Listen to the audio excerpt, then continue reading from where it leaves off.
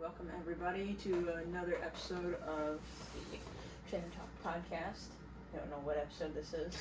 I'm not sure either. A lot at this point. Today we are doing a little bit of a rapid fire round robin style podcast where Delorrin and I will bounce back and forth talking about different health, fitness questions, topics, things like quick that. Hitters. Yeah, just to kind of give our personal insight and maybe what we do for certain things or what we see and what we believe, and hopefully you guys can take something away from it at the end. Take it for what it's worth. Yes. Delorrin, do you want to start with the first few questions? Sure. So first off, we're going to start with some training and workouts having to do with that.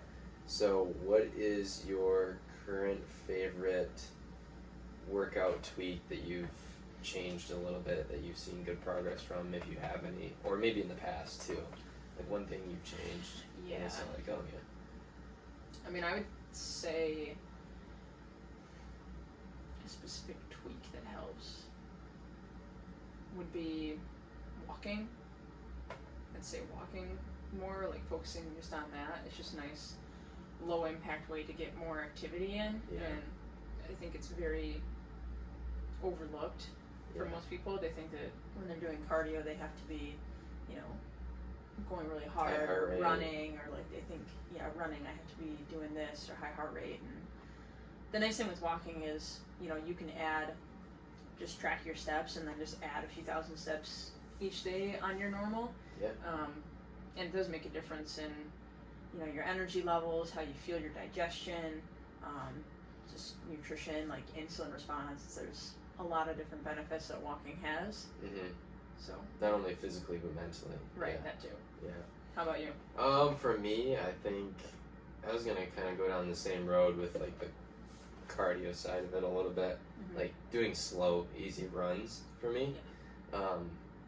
Is kind of like a stress reliever. I use it as a stress reliever, and also I saw a lot of progress, like in my marathon training. I think most of my progress came from like those long, easy runs rather than those like tempo, fast intervals. Yeah. You know what I mean? So a lot of people when they first start out running, they try and run as fast as they can. Yeah. And they're not making a bunch of progress, and they hate it because they're just like dog tired at the end of it. Yeah. But actually, I found out where you get the most progress from in your runs is those longer, easy runs. Yeah. And spending time on your feet and getting used to putting miles on your feet. And doing it at a controlled pace, a conversational pace. So I could be running and having a conversation with you like I am right now, but I'd have to take a breath in between each sentence. So it's not easy conversation, but that's kind of one way to judge it. But not so intense that you can't talk at all. Yeah. It should be fun, I know running's not fun for everybody, but it's a lot more fun than sprinting a mile as fast as you can. Exactly. What would you say is the most overrated exercise trend, and why? Overrated exercise trend.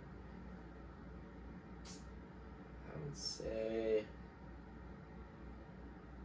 I don't know if I could pick one. It's tough because they're all different, and some trends work better for people than others, and that's what they enjoy. And when I think of trends, I guess I think of I don't know, a hybrid athlete, or kettlebell. Doing everything with kettlebell, functional fitness. I would say all that's fine. It's just what, I don't know, what are some trends you? Because I can't think of any off the top of my head. At one point, the hip circle bands were super popular because they would put a model on there with a very large butt, and then they'd be if you use these bands and do this workout, then you're going to get a butt like me, and then I see. Things like that, or different exercise equipment that you see on infomercials and stuff. Yeah. I would say those are overrated. Yeah. Now that I think about it that way, there's quite a few. What's that one? Shake weight. Yeah, the shake weight. Stuff like that. Really? Yeah. No, it's not even. It's no. Yeah. I don't know, but yeah, like other than those, Just kind of like money scams at that Yeah, point. Of like there's not that many I would consider overrated. mm-hmm. But yeah. That's what I'd say. What's one underrated movement? That everybody should master. I'm gonna stick with lunges. Ah, dang, I was gonna say that. Yeah, I really like lunges. And there's, multiple different ways you can do a lunge, but if you can lunge, then you can get up off the ground. Yeah. You have stability, single leg stability, so you're less likely to fall. You're gonna have good leg muscles, so also less likely to fall for, longevity purposes. But even if you're younger, it targets the glutes, the hamstrings, the quads, the calves. You can load it so many different ways. You can do different variations. Mm-hmm. And especially if you did like an overhead lunge, then you're getting shoulders, core, and legs. Yeah, you're using everything. Yeah. Yeah. I would say for me it'd be probably like a hinging movement. Yeah. Whether that's just like a deadlift or a straight leg deadlift or kettlebell swing, power clean, like anything where you're hinging at the hips really, Mm-hmm. because that's something we're doing all the time. And so like learning how to do that correctly and like with proper form can help prevent like obviously hurting yourself in your lower back. Right. Because those are movements that we always have to do. Right. Yeah, I know kettlebell swings become more popular in certain circles. I've seen it a lot more. Yeah. For sure. Okay, round 2. We're going to talk more about nutrition and fueling. So what's your go-to high-protein meal? Me and Jared were just talking about this last night when Yeah. I was here, and we were talking about the kinds of ground beef we buy at the store. What kind of ground beef do you buy? So he gets the 93.7, lean ground beef, like 2.5 pound. I get the same thing, just a different brand. Mm-hmm. But like both of us do the same thing for our. It's like kind of our go-to dinner, rice and ground beef. Except he's crazy and he doesn't put any condiments on it because he's like can't do the tomatoes. So he might be secretly a psychopath if you just ground eat beef ground and beef and rice. There's other seasonings than like I know. tomato-based ones. I like messing with them. But no, I honestly do the same thing. Like single ingredients. Okay. It's like ground beef and rice, venison and rice with like mixed vegetables. It's super easy. You can make a ton of it, and then like separate it into single meals. Mm-hmm. That would probably be it for me. Keeps it nice and simple. Yeah, it's not anything super fancy. It's not going to satisfy like all your taste buds necessarily. So don't expect that. But yeah, for me, lately it's been protein oats. Because it's starting to get cooler out again. Oh yeah, true. In the summertime, I don't like them as much, just because they're warm and it's hot outside. Right, exactly. So, I've been doing that a little bit more with just like frozen berries, oats, protein powder, and then some sort of like a nut butter, like either peanut butter or almond butter. Yeah, it's good stuff. Yeah, it's pretty simple and there's a lot of good brands out there too that do that. Yeah. Like Mush. Have you had that one? Yeah, that one's not high protein though, unfortunately. Oh really? Yeah. I think they're starting to come out with some, but they're hard to find. Yeah. And they're also like $3 per container or something crazy, and it's like I can make this so much cheaper on my own. Yep. That's a fact. So. But yeah, it's a one dish meal and super easy. Just throw it in the microwave, doesn't take too much work, so you can make it within 5 minutes. Yeah. What's one nutrition myth you wish would die? There's a lot. Yeah, there is. And name a few. Some of them have some truth to it. Yeah. But not the full truth, I guess. I think most things are more exaggerations for the myths. Yeah, like there's too high of expectations for something, or yeah.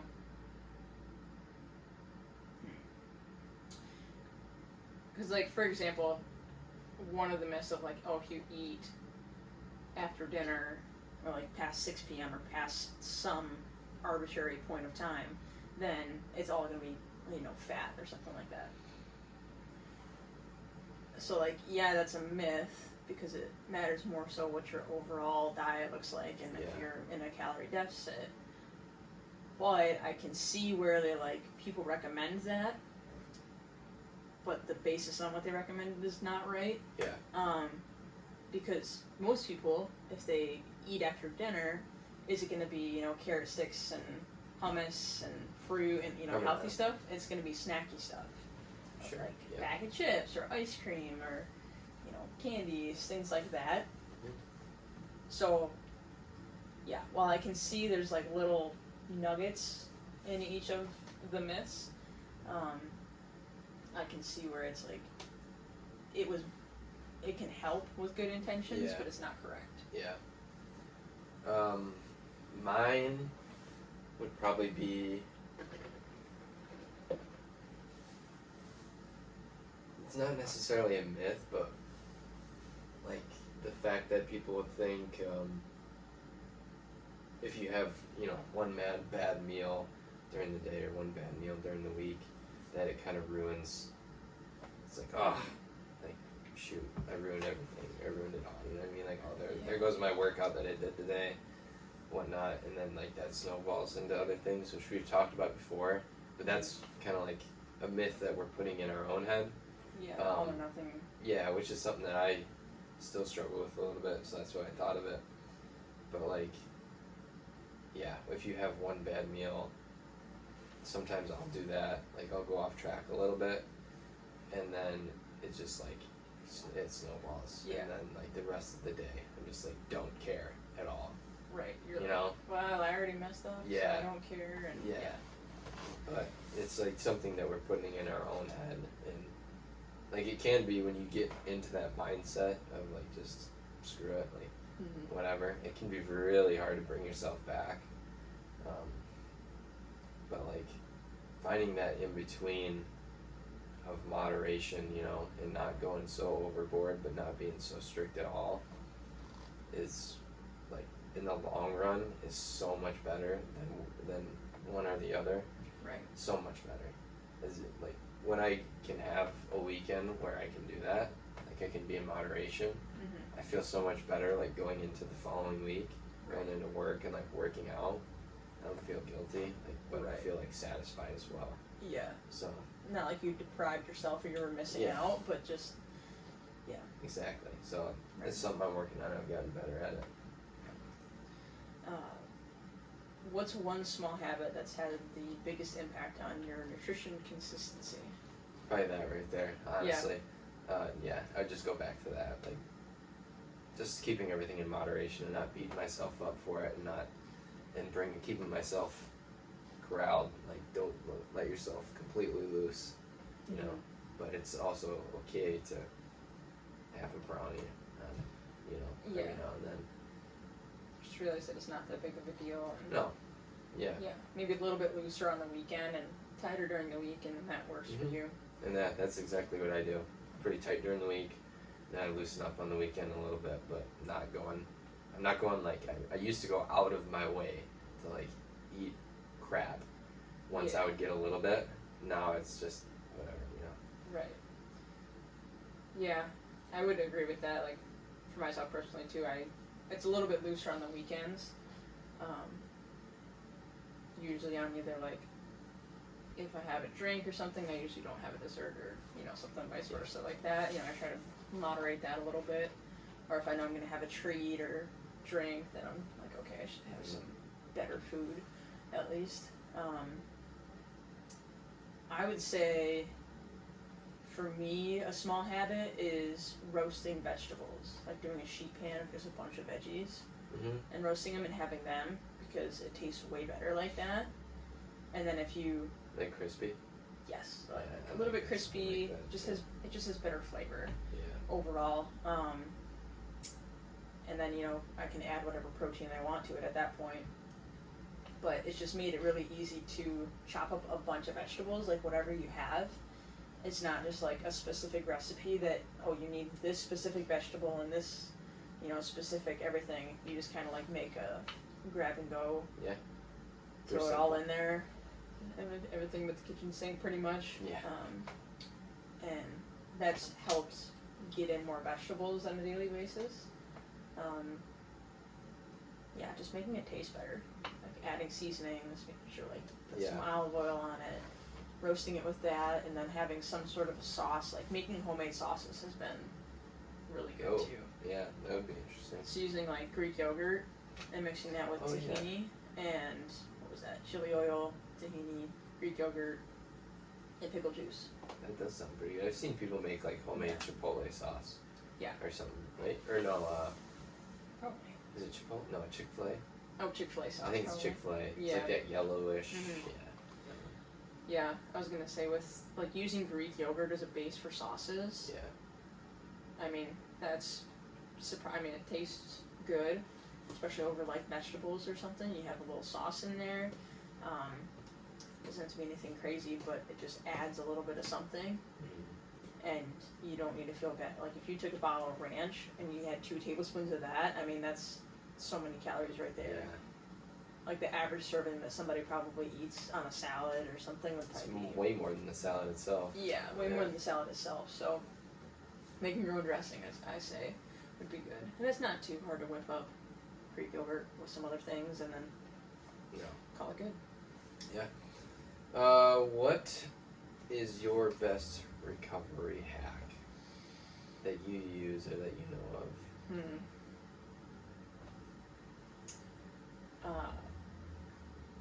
Lately, I've started using a sleep mask to fall asleep. Over your eyes? Yeah. Yeah. Because I do still have not good, but I sleep with the TV on when like nobody else is around, and it just gives my brain a break. Yeah. And so yes, it's still emitting blue lights, but I'm not watching it. I'm just listening to it, and so I'll put my eye mask on too, and then it's like everything's dark at that point. Yeah. And especially during the summertime, and I would try to go to bed a little bit earlier, and then it would still be light out. Yeah. That was need that. Yeah. Yeah, because then there's still light coming in from the windows, because mine's not. I don't have blackout curtains. So I'd say just either make your room as dark as possible and don't sleep with the TV on, or get a sleep mask. Yeah. And that seems to have helped me fall asleep a little bit easier. How about you? My best recovery hack would be one that I used when I was training for the marathon and doing like a lot of long distance running, was that I didn't take care of in the first place, was like getting enough carbs. So when I was running the really long distances and not getting enough carbs, I would just crash. Like in the middle of the day, I'd crash in my workouts. My brain would just be foggy like all day, super tired, would wake up tired, just a constant cycle of like trying to push yourself through this workout and then getting a little bit better and then crashing after. Just because I wasn't fueling myself properly. Yeah. And because that's, like we talked about, was that last week or the week before? We were talking about carbs and whatnot, and like that's your body's main fuel source and your brain's main fuel source when it comes to like sugar. So, Eat more carbs. Don't think they're evil, and especially when you're doing high intensity training or like training a lot, then they're extremely important. Yeah. Well, this is a good one. How do you protect your mental health? So, like, what are some ways? Goals. Oh, while chasing fitness goals. Yeah, specifically. Okay. Not running into the comparison trap. Yeah. Or like not letting my ego get in the way. I feel like I used to have more of an ego when I was younger. I definitely did. Because I was like, I wanted, like the board up here where people write their 1 rep maxes and stuff, and I was like, oh yeah, I want to be like the strongest girl in the gym and like lift the heaviest out of all these different people. And so then you're always chasing somebody else, but you're not chasing yourself. Like you're essentially always going to lose at some point, because Like, there's always going to be, at some point, somebody that's better than you at something. Mm-hmm. And so focusing more on your own, like, making the goal about you and yourself, not about, like, external reward, or, yeah, don't compare yourself to external sources, I would say. Yeah, I would probably say that too. Yeah, comparison is the thief of joy. Yeah. I'm trying to think if there's anything else that I could use before. When it comes to like the struggle of grinding like towards a fitness goal, like it can get pretty stressful. If you miss a day, like, oh shoot, I had a horrible workout today. And that can be kind of daunting. Especially when you have a big goal you're working towards and you've been working towards it a long time. But like sometimes seeing other people's like real life fitness struggles and like seeing that you're not the only one. Like sometimes I watch YouTube videos about like vloggers who run, like marathon runners and whatnot, and like just seeing that they're going through the same stuff. Mm-hmm. Reading books about fitness, Cameron Haynes, David Goggins, like those guys sharing some of their struggles. Like, okay, like, yeah, they're just human. Like, they're going through the same stuff that I'm going through. They got through the other side. Like, missing one workout's not going to kill you. Like, maybe you got a little injury. It's not the end of the world. So, just like seeing that other people are going through what you're going through, I would say. Yeah. Helps. What's one habit that you'd like any listeners to steal for stress management? Stress management? Spending time outside in nature, I think. Like disconnecting from social media, from electronics, from other people if need be. Like just get outside and isolate yourself for a little bit and like be comfortable with being alone and present. And that's a good way to practice that. Like going for a walk, getting out in nature is like naturally just gonna make you feel better. Yeah. So yeah. Yeah, that, and then I would say that's a main one, but then also just being connected with people, like real people, not just over a phone. Mm-hmm. There is something about having that genuine conversation or just spending time with somebody that you like and are comfortable around and is a positive influence.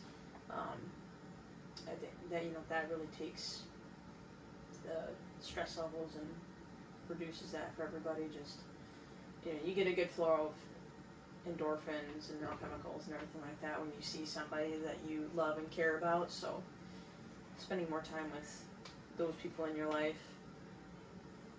And then, probably a mix of both. Of like, yeah, you can have both. That, and then also taking time to be alone. Yeah. And being okay with it. Mm-hmm. Yep, you gotta have both. Where are we? Hot takes and future trends. Fitness trend you think will explode in the next 2 to 3 years? I feel like we're still in the peak of hybrid athlete. Hybrid athlete, yeah. I think. Yeah, hybrid athlete's very popular.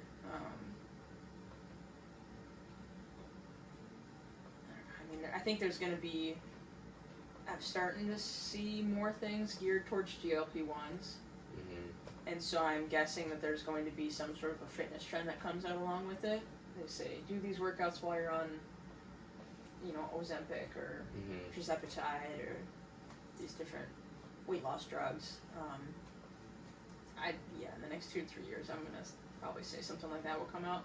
Because I've seen nutrition, like diets or meal plans, like you can get from, there's like Hungry Root.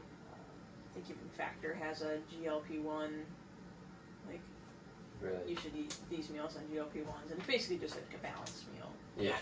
A balanced, healthy meal. Yeah. But more marketing towards that, just because those are becoming increasingly more popular and more widely used. Yeah.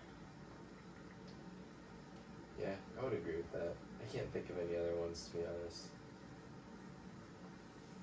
I'm trying to think of the recent ones that we've had, but Not too many, besides the GLP one. Mm-hmm. One piece of equipment you'd never give up. Dumbbells. Dumbbells. I was gonna say that too. Or like a pull-up bar. Yeah, I was gonna say dumbbells and a pull-up bar, and you're pretty much golden. Yeah. Because it is nice to hang from a pull-up bar. Yeah. It Yeah. just feels good. It does actually. If you could change one thing about the fitness industry, what would it be? Oh, I had a hard time with this one. Did you think of anything? One thing that I would change about it. The fitness industry specifically. So if we take out the nutrition part of it, I would say. I don't know, it's kind of hard. Like. It is hard. I mean, I do think that there's power in group training. Yeah. I was gonna go there too. So, I mean, it just helps for consistency, pushing yourself more in a group versus solo workouts. So I guess I would change that, like, people don't just go in and do their own thing. You know, everybody like worked out with somebody else, or they joined a class, or they at least had a personal trainer, like a small group personal trainer or something like that. Just instead of the very single, like, put my headphones on and don't talk to anybody, and just in there and hit the grind, which, like, I get it if that's your thing, but I think it's more powerful when you do have a connection with somebody else and, like, are more willing to push yourself, or they'll push you and you'll push them. When you grow, you have great bonds with doing that. So yeah, change it from more of like I'm just gonna work out by myself and in my own little world to more of like a community-based workout system. That's what I was gonna say too. Like some of the franchises, like Planet Fitness and Lifetime Fitness, Lifetime Fitness, Gold's Gym or whatever. Like making it more community-based and like connecting with each individual person that comes into that gym instead of just like, you know, sitting at the desk, welcome them, hey, and they go do their workout and they leave. Like, maybe I don't know, I don't have a solution off the top of my head, but like, you're getting more involved in each of those people that are coming in and out of your gym, like their health and fitness journey, getting more involved in that, in like offering more information and help like to each and every person in some way, rather than. And not everybody wants it, but rather than like just coming in and leaving, coming in and leaving day after day, day after day. I know. All you do is say hi to them when you walk in. Yeah. So yeah, I know that logistically be interesting with having so many different people. As a member. Definitely would. Yeah. Compared to here, I mean, we have a smaller amount of members, so we know pretty much everybody that comes in and out. Yeah. Which I'm sure there's still something that they could do. Oh, I'm sure. To make it more of like a community. Even if they just walked around, you know, walked around, clean stuff, stroke up, hey, how you doing? Conversation with them. Yeah, chit chat. Yeah, just for a second. Maybe some people don't want that. Yeah, they got some people do though. Yeah. Yeah. That's pretty good. Okay. So we're just gonna share a 1% better action that you as listeners can take this week. And honestly, perfect one would just be, for me, adding a daily 10-minute walk, or even just a 5-minute walk around the block. Just get outside, walk for 5 or 10 minutes, or 50, you know, whatever you have, but start small, and just focus on walking each day. You know, getting outside, maybe do it after a meal, after dinner. Have a good, like, wind down from the day. Do it with somebody else, whether, you know, take your dog on a walk, kids, partner, anything like that. That's the challenge this week for me. Mine would be probably read 5 to 10 pages of a book. Any book really, doesn't even have to be educational. I mean, yeah, maybe it might be better if it is, but like, I'm not reading an educational book right now. I'm reading like a fun book. A fun book, yeah. Yeah. But like, I don't know. I feel like it. I don't know how you would explain that, but I feel like I'm still developing like becoming a better reader, or like I'm still learning some stuff, and like getting away from my phone and like sitting down quiet, no distractions, just reading my book. And if I do it before bed, it helps me get to bed faster and sleep better. But just 5 to 10 pages. Okay, that wraps it up for today. Hope you guys enjoyed the round robin style and either learned something or took something away from it. Are going to start walking or reading or both in this next week. Don't do it at the same time, though. Maybe not the same time. Yeah, you might fall on Yeah, that would be good. All right, until next time, stay healthy, and we'll see you next week.